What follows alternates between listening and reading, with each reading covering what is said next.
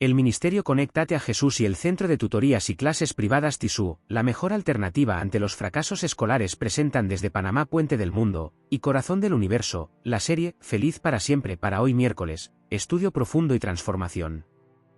Primera parte. Tema 1. La Biblia al día, sumérjase diariamente en las Sagradas Escrituras. Esta miniserie ofrece un encuentro fresco y aplicado con la palabra de Dios, nutriendo su alma y fortaleciendo su fe día tras día. Libro texto, la Biblia. Segunda parte. Tema 5. Escuela sabática regular, únase al estudio trimestral de la Escuela Sabática para Adultos. Profundice en temas bíblicos relevantes y crezca en su comprensión de la palabra de Dios junto a la comunidad de creyentes. Manual trimestral de la Escuela Sabática para Adultos. Tercera parte. Tema 10. La nueva criatura en Cristo, descubra la transformación radical que ocurre al aceptar a Cristo. Explore los principios de una vida renovada y cómo vivir en la plenitud del Espíritu Santo. Testimonios tomados de la guía de Escuela Sabática para nuevos creyentes. Ahora, profe, vamos con el desarrollo del primer tema para hoy. La Biblia al día. Primera de Timoteo 6, aprendiendo a contentarnos. ¿Estamos contentos con lo que tenemos? ¿Creemos que tenemos suficiente comida en casa? ¿Tenemos suficiente dinero en el banco? ¿Tenemos suficiente ropa en nuestros armarios? ¿Tenemos suficiente educación o necesitamos adquirir otro título para poner en la pared de nuestra oficina? Porque, por alguna razón, no solemos estar contentos y siempre nos esforzamos por adquirir más y mejores cosas. A veces sentimos que, por mucho que tengamos, hay algo dentro de nosotros que nos dice que no es suficiente. Como parte de su legado a Timoteo, su hijo en la fe, el apóstol Pablo comparte algunas pautas más que debemos aprender. En 1 de Timoteo 6, versículo 8, el apóstol Pablo afirma lo siguiente: así que, si tenemos sustento y abrigo, contentémonos con eso. Probablemente, añadiríamos tener un techo sobre nuestras cabezas como parte de los elementos con los que debemos contentarnos. ¿Sería posible que pudiéramos vivir una vida más sencilla y feliz si solo tuviéramos lo estrictamente necesario para vivir? ¿Qué quiere decir Pablo cuando dice que debemos contentarnos con lo que tenemos? ¿Qué significa contentarse? Según el diccionario de la lengua española, la palabra contentarse significa satisfacer el gusto o las aspiraciones de alguien o darle alegría, darse por contento, quedar contento, estar satisfecho, conformarse. La palabra clave aquí es estar satisfecho con lo que ya tenemos. Cuando vemos las necesidades de las personas que nos rodean, nos damos cuenta de que en muchos casos, Dios nos ha bendecido más allá de nuestras necesidades. Todo lo que creemos que necesitamos son en realidad deseos de nuestro corazón. Ahora entendemos por qué mami solía decirnos que teníamos que diferenciar nuestras necesidades de nuestros deseos a la hora de preparar nuestro presupuesto. Si lo pensamos bien, lo único que realmente necesitamos es comida, ropa y techo. Quizá deberíamos considerar la posibilidad de utilizar los recursos que tenemos para compartirlos con aquellos que realmente los necesitan. Cuando vemos a la gente de la Franja de Gaza volviendo a donde solían estar sus casas para encontrar escombros, nos damos cuenta de que realmente no necesitamos los extras que teníamos en mente comprar. Según el comentario bíblico adventista, el contentarse tiene la siguiente interpretación: contentarse. Pablo define aquí la posesión más valiosa que puede tener el hombre. Hombres y mujeres han buscado en el mundo la paz mental y un corazón tranquilo. Se gastan miles de millones de dólares al año en el empeño del hombre por encontrar el contentamiento en la diversión, los viajes, el alcohol y la satisfacción de la pasión física. Aún así, el objeto de su búsqueda se les escapa porque el hombre debe seguir viviendo con su conciencia y enfrentarse a la interrogante de su destino eterno. Sin embargo, el don de Dios no es solo la vida eterna, también trae una mente tranquila, una que ha aprendido a confiar en un Dios amoroso en medio de todas las incertidumbres de la vida. En Filipenses 4, versículos 11 al 13, el apóstol Pablo comparte lo siguiente: no lo digo porque tenga escasez, pues he aprendido a contentarme con lo que tengo. Sé vivir en la pobreza, y sé vivir en la abundancia. En todo lugar y en todas las circunstancias he aprendido el secreto de hacer frente tanto a la hartura como al hambre, tanto a la abundancia como a la necesidad. Todo lo puedo en Cristo que me fortalece. Conclusión. Hace unos años, aprendimos que Dios nos bendice con fondos adicionales no para comprar más cosas para nosotros, sino para compartirlos con quienes nos rodean y que realmente lo necesitan. Abrimos una cuenta de ahorros a la que añadimos un porcentaje de nuestro salario para ayudar a los necesitados. Qué gratificante es ver que esta cuenta nunca se agota. El Señor nos guía hacia los necesitados para que podamos compartir con ellos los recursos que Él nos ha dado. Últimamente, hemos notado que tan pronto como recibimos el subsidio por costo de vida, los precios suben. Cuando vamos al supermercado, vemos lo difícil que es alimentar a una familia. Si los precios suben cada vez que se produce un ajuste en nuestros salarios, realmente no vemos los fondos adicionales en nuestros cheques. ¿Y qué pasa con aquellos que no reciben un ajuste en sus salarios? ¿Qué pasa con aquellos que no reciben un salario? El Señor nos está enseñando que, sea cual sea nuestra situación, debemos desarrollar una relación de confianza en Él. Él proveerá nuestro sustento diario. Vimos su continuo cuidado por nosotros durante la pandemia de COVID-19, cuando no podíamos salir de casa y no había supermercados ni establecimientos comerciales abiertos. Naturalmente, esta era la situación particular de nuestro país. Damos gracias a Dios porque envió un camión lleno de productos frescos cada semana para mantenernos. Podíamos pagar electrónicamente y nunca nos quedamos sin comida. Dios es nuestro Padre Celestial. Él nunca nos dejará ni nos abandonará. Sean sus costumbres sin amor al dinero, contentos con lo que tienen ahora porque Él mismo ha dicho, nunca te abandonaré ni jamás te desampararé, Hebreos 13, versículo 5 versión Reina Valera actualizada. Bendiciones. Gracias profesoras, excelente análisis del tema 1 la Biblia al día. Vamos ahora con el análisis de la segunda parte del estudio de hoy. El tema 5. La escuela sabática para adultos de esta semana.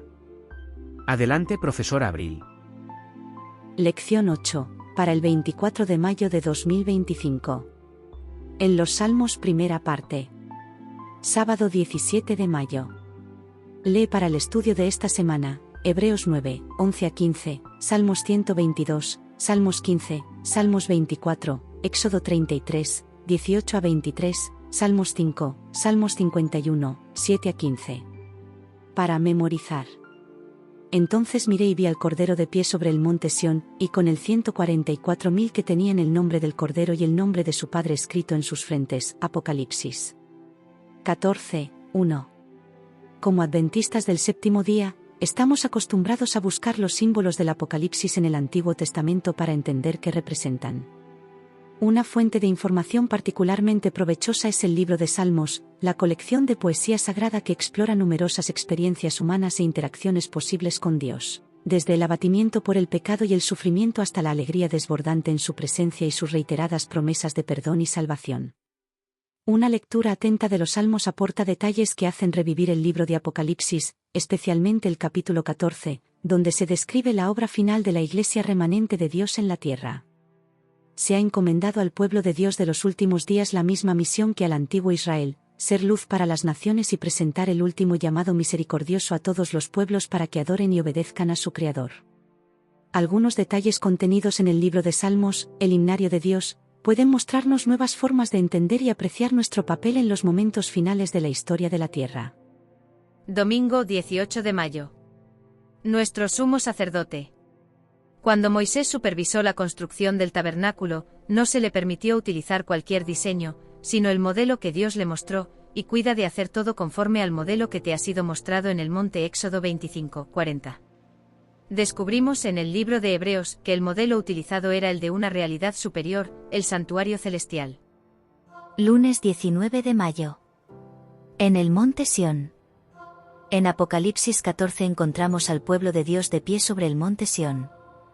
Este se encontraba al oeste de lo que hoy se conoce como la ciudad vieja en Jerusalén y era considerado la sede del trono de Dios o de su presencia entre su pueblo. Con el tiempo, el monte Moria, donde estaba el templo, llegó también a ser identificado como el monte Sión. En otras palabras, esta importante descripción del remanente de Dios de los últimos días se presenta en el lenguaje característico del santuario, como la mayoría de las escenas clave de Apocalipsis. Gracias al Cordero, el pueblo de Dios está en el Monte Santo. Martes 20 de mayo. La ley en nuestros corazones. El remanente reunido en Sión tiene un nombre escrito en la frente, el del Padre y del Cordero. Puesto que Jesús es la imagen misma del Padre, es dudoso que se trate de dos nombres diferentes. En las Escrituras, un nombre no representa una simple designación con la que las personas se dirigen unas a otras, sino el carácter. Aún hoy, en muchas culturas se dice que una persona tiene un buen nombre cuando los demás opinan bien de su carácter. Miércoles 21 de mayo. Salmos 5. Lee Salmos 5, donde David traza agudos contrastes entre los perdidos y quienes han sido redimidos. Compara el contenido de este salmo con el lenguaje de Apocalipsis 14, 1 al 12. ¿Qué similitudes encuentras y cómo influye esto en tu comprensión de lo que significa formar parte del movimiento remanente de los últimos días creado por Dios? Jueves 22 de mayo. Enseña a los transgresores tu camino. Después de que el Señor apareció a Isaías en la escena de la sala del trono de Isaías 6, 1 al 8, y después de que se le dijo que su culpa había sido quitada y su pecado perdonado, respondió al llamado de Dios diciendo: Aquí estoy, envíame a mí. Isaías 6, 8. Cuando supo que había sido limpiado por Dios, y a pesar de conocer sus faltas, estuvo dispuesto a trabajar para el Señor. ¿No ocurre lo mismo con nosotros? ¿Cómo podemos proclamar la salvación a otros si nosotros mismos no la hemos experimentado? La salvación puede ser nuestra por la fe en Jesús y en lo que Él ha hecho por nosotros. Viernes 23 de mayo. Para estudiar y meditar. Los salmos de David pasan por toda la gama de la experiencia humana. Desde las profundidades del sentimiento de culpabilidad y condenación de sí hasta la fe más sublime y la más exaltada comunión con Dios. El registro de su vida muestra que el pecado no puede traer sino vergüenza y aflicción, pero que el amor de Dios y su misericordia pueden alcanzar hasta las más hondas profundidades. Que la fe elevará el alma arrepentida hasta hacerle compartir la adopción de los hijos de Dios. De todas las promesas que contiene su palabra, es uno de los testimonios más poderosos en favor de la fidelidad, la justicia y la misericordia del pacto de Dios. Juré a David mi siervo: mi mano será firme en su favor, mi brazo también lo fortalecerá.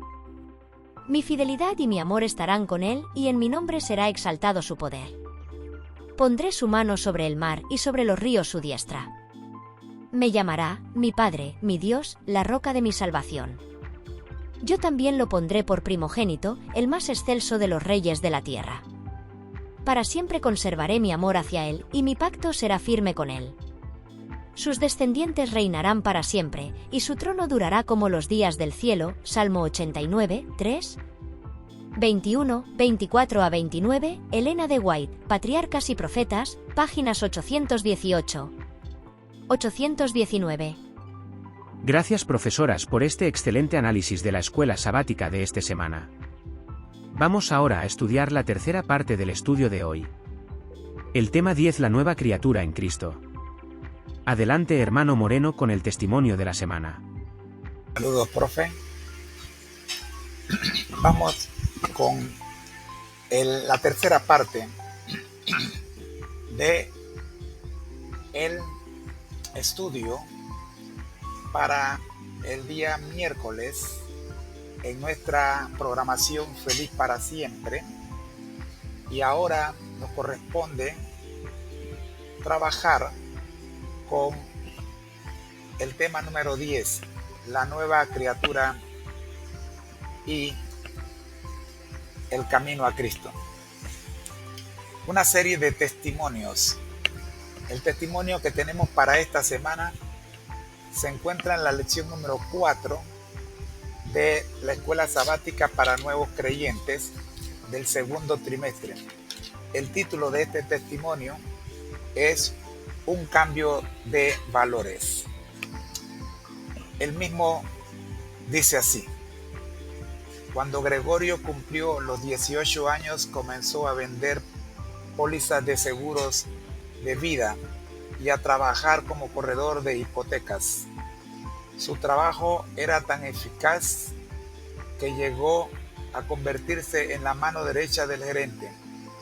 El sábado era el día de ajetreo, porque Como gerente de un grupo, debía adiestrar a los nuevos empleados. A fines del 2009, una de las compañeras comenzó a hablarle de cosas que él ni había oído mencionar, tales como: no deberías estar trabajando los sábados, ese es el día de reposo. Él jamás había oído hablar de los adventistas del séptimo día hasta que la conoció a ella. Cuando la madre de Gregorio se enteró de que él estaba estudiando con los adventistas, se enojó mucho y le dijo: si vas a dejar de ser católico, no podrás seguir viviendo en mi casa. Sin embargo, Gregorio estudió la palabra de Dios y comprendió que el sábado era el día de reposo y renunció a su trabajo. Dios premió la fidelidad de su hijo, pues Gregorio consiguió trabajo como representante de cuentas personales en un importante banco. Todas las mañanas oro a Dios pidiéndole que me use, dice Gregorio. Mi motivación primordial ya no es ganar dinero. Tan pronto como comencé a leer la Biblia, cambié el objetivo de mi vida, que era tener $1 millón cuando llegara a la edad de 30 años. Ahora lo que deseo es cambiar 1 millón de vidas, tanto de forma espiritual como financiera. Tengo toda una vida para irlo consiguiendo.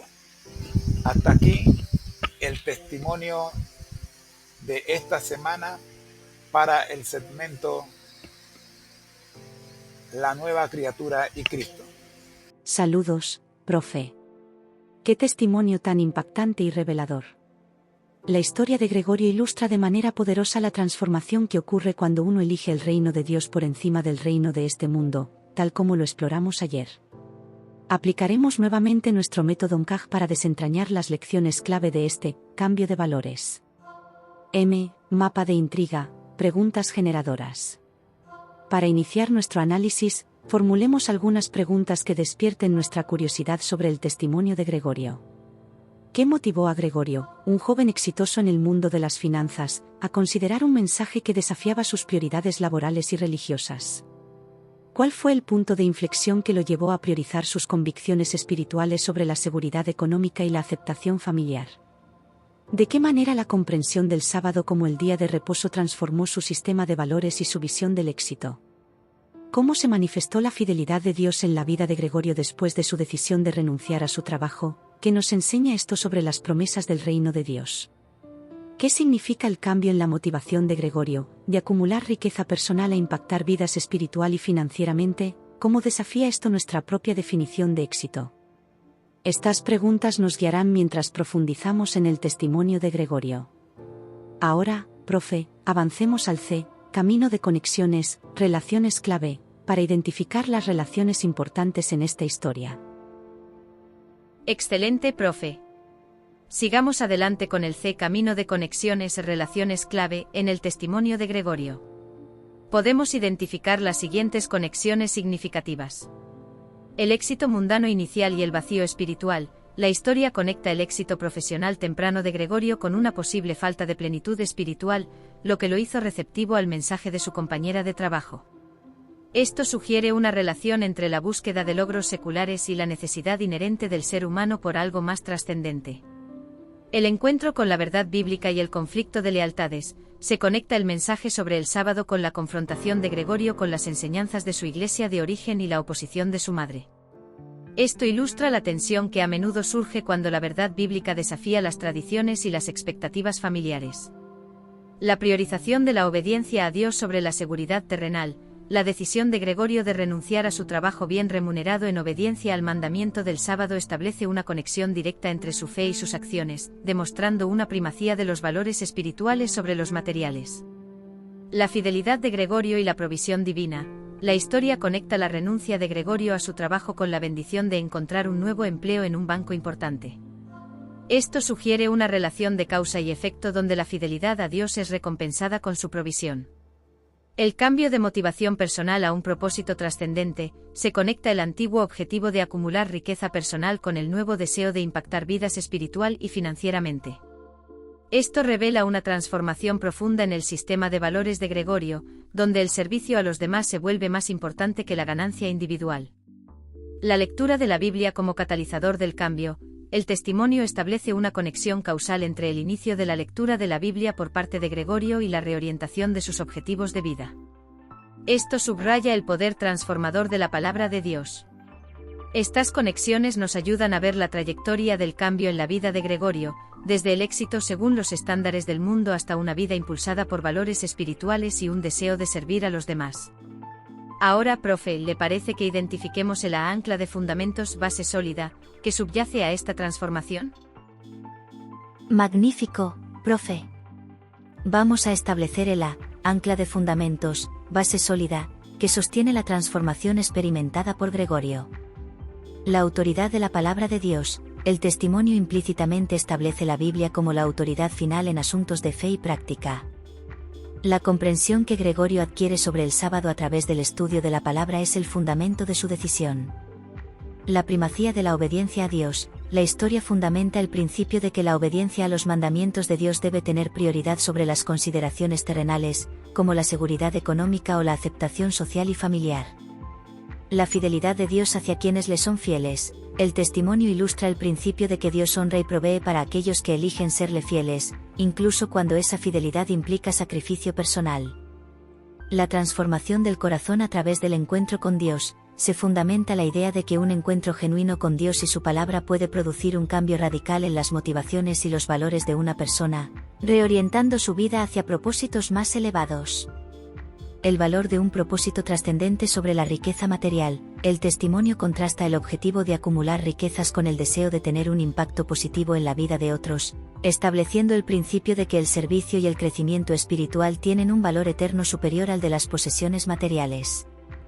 La influencia transformadora de la comunidad de fe, aunque brevemente mencionada, la compañera de trabajo adventista juega un papel fundamental al compartir el mensaje.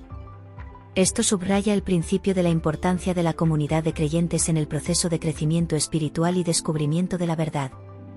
Estos fundamentos nos ayudan a comprender por qué Gregorio tomó las decisiones que tomó y las bendiciones que recibió como resultado de alinear su vida con los principios del reino de Dios. Finalmente, profe, estamos listos para extraer las joyas de insight, revelaciones significativas, de este inspirador testimonio. ¿Continuamos para concluir? Amén, profe. Extraigamos ahora las joyas de insight, revelaciones significativas, del testimonio de un cambio de valores, de Gregorio. La verdad bíblica como catalizador de transformación, una joya clave es el poder de la palabra de Dios para confrontar nuestras prioridades y transformar nuestros valores. El estudio de la Biblia fue el punto de inflexión para Gregorio, llevándolo a reconsiderar su vida y sus lealtades. Esto nos recuerda la importancia de sumergirnos en las Escrituras para permitir que moldeen nuestro corazón y nuestra cosmovisión. La autenticidad de la fe se prueba en la obediencia, el testimonio revela que la verdadera fe se manifiesta en la disposición a obedecer a Dios, incluso cuando esto implica sacrificio personal y va en contra de las expectativas del mundo o de nuestros seres queridos. La renuncia de Gregorio a su trabajo fue una poderosa demostración de la autenticidad de su nueva fe.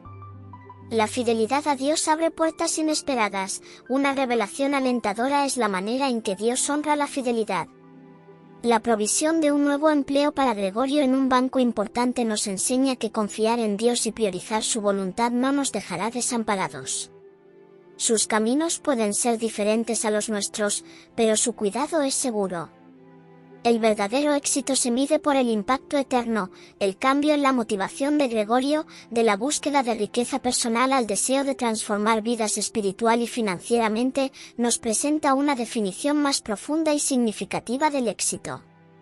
El verdadero éxito radica en cómo invertimos nuestra vida para el reino de Dios y el bienestar de los demás. La comunidad de fe como apoyo en el camino, aunque breve, el papel de la compañera de trabajo de Gregorio subraya la importancia de la influencia de otros creyentes en nuestro crecimiento espiritual. Compartir la fe y vivirla en comunidad puede ser fundamental para el descubrimiento de la verdad y el fortalecimiento de nuestras convicciones. Un llamado a reevaluar nuestros propios valores. El testimonio de Gregorio nos desafía a examinar nuestros propios sistemas de valores. ¿Qué priorizamos en nuestra vida? ¿Estamos dispuestos a sacrificar las seguridades del mundo en obediencia a Dios? Su historia nos inspira a buscar un cambio de valores que esté alineado con el reino eterno. En resumen, el testimonio de Gregorio es un poderoso recordatorio de que la verdad bíblica tiene el poder de transformar vidas, que la obediencia a Dios es una prueba de nuestra fe, que Dios recompensa la fidelidad, que el verdadero éxito tiene una dimensión eterna y que la comunidad de fe juega un papel importante en nuestro caminar espiritual. Nos desafía a reevaluar nuestros propios valores y a elegir el reino de Dios por encima de todo. Un testimonio realmente edificante. Profe, una pregunta para nuestros amigos, ¿qué reflexiones le deja esta historia? Nuestro lema: al que el Señor llama, capacita; al que envía, acompaña. Siempre gozosos, conectados a Jesús y al Espíritu Santo a través de la Biblia. Todos juntos, rumbo al cielo.